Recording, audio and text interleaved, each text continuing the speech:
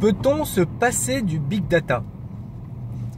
Alors, déjà, il faut bien préciser ce qu'est le big data et ce que cela représente.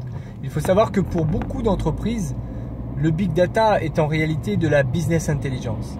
La business intelligence, c'est, on va dire, de la donnée maîtrisée dans une quantité finie qui est stockée sur vos propres serveurs et sur laquelle vous allez pouvoir analyser, on va dire, avec une forme de tranquillité, les statistiques et les analyses que vous en tirerez.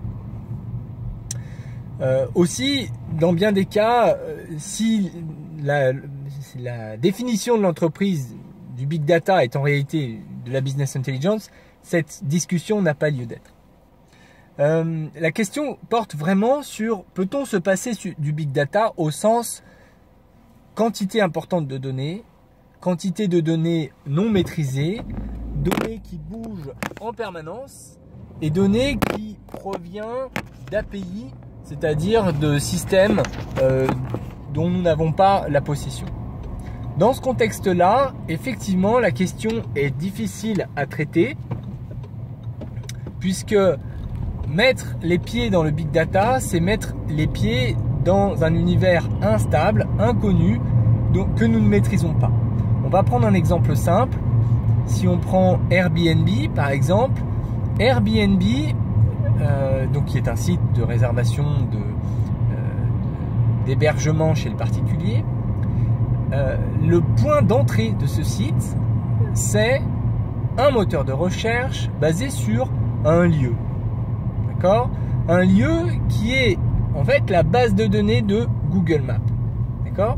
Et donc ce qu'il faut constater, c'est que un site qui vaut maintenant plusieurs milliards de dollars, le site d'Airbnb, sa clé d'entrée, c'est l'API de Google Maps.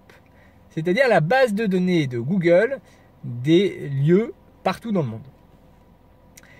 Et c'est bien là l'histoire de la big data, c'est-à-dire que s'ancrer dans le big data, c'est se mettre en quelque sorte dans une forme d'insécurité permanente parce que votre système est basé sur d'autres systèmes. Alors, le risque, c'est bien évidemment que si Google coupe les ponts à Airbnb, Airbnb cesse de fonctionner. Mais c'est surtout une opportunité formidable pour Airbnb de se concentrer sur une base de données mondiale, travaillée et construite à travers déjà plusieurs années, il y a plusieurs années d'expérience derrière tout ça, pour pouvoir s'exprimer comme ça du jour au lendemain et sortir de l'anonymat et devenir en quelques années le leader du logement mis à disposition par Internet. Donc, par cet exemple,